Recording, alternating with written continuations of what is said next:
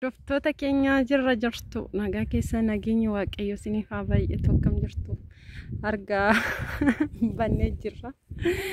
Bannee irra jechuudha YouTube irraa yaaduma babbannee akkasittiin jechuudha.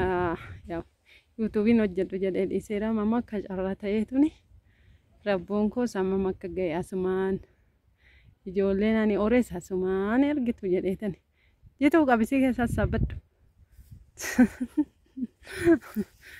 Paa bakka kasinaala kanaan rabbo argitamti ijoollee abaru jedheen ijoollee wawwaameen kanatti hin faana teessisa rabboo kulaalaa hin guddanne rabbiirraa. Isin abila is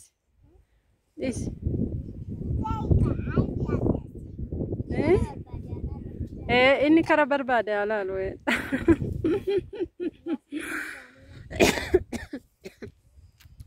Naka sinala kana keessa jirra akkam isin jirtu nagaa keessa nimti jiru jireenyi hundu bareedaa nuti nagaa keenyadha waaqaan YouTube dhiiseera yaadumani video kana namarra reeffan seenaadhaaf waraabee jechuudha malee YouTube hojjechuu dhiiseen jira na dabbare dhiisin nungatiin ishee nungatiin qufaa qabdaa qufaan si qabeera nungatiin bakka ishee fuula san nungatiin ashee shiffitaan itti yaa'a daa'ima jaa ta'eef.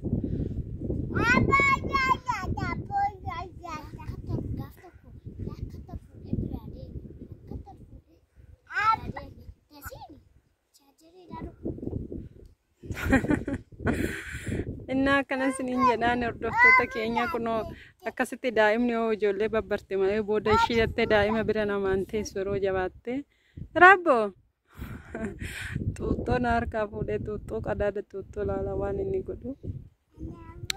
Inna kana sinin jedhaanii video gabaabduu kana seenaadhaaf haa teessu jedhee waraabe malee YouTube hojjechuu dhiiseen jiran beektu na dabbare YouTube hojjechuun sila naan kaffalumaaf an dadhaba'een dhiisee jechuudha. Yoo fedha waaqayyoo ta'e mattan deebi'ee hojjedha. Internetiin kos dhumaataa jira jechuudha yeroonsa kanaafani isiniin jedhaan hordoftoota keenya.